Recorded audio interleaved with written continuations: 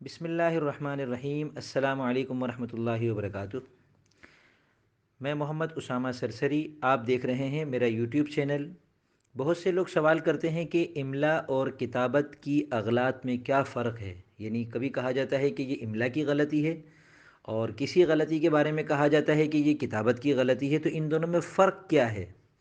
اس کا جواب میں آپ کے سامنے اس ویڈیو میں پیش کروں گا۔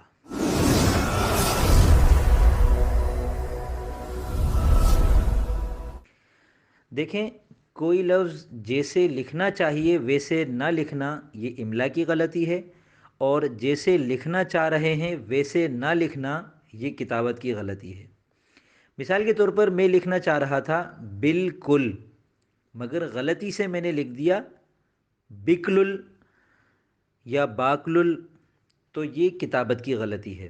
اور اگر میں نے بالکل کو الف کے بغیر لکھ دیا تو یہ املا کی غلطی ہوگی، کیونکہ جنہیں بالکل کا املا معلوم نہ ہو وہ عام طور پر الف کے بغیر لکھتے ہیں بالکل، یا پھر بل اور کل کو الگ الگ کر کے بالکل لکھتے ہیں، یہ بالکل غلط ہے۔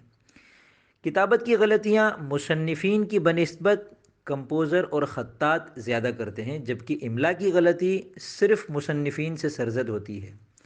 نصابی جو کتابیں ہیں ان میں زیادہ تر اغلاط کتابت کی ہوتی ہے۔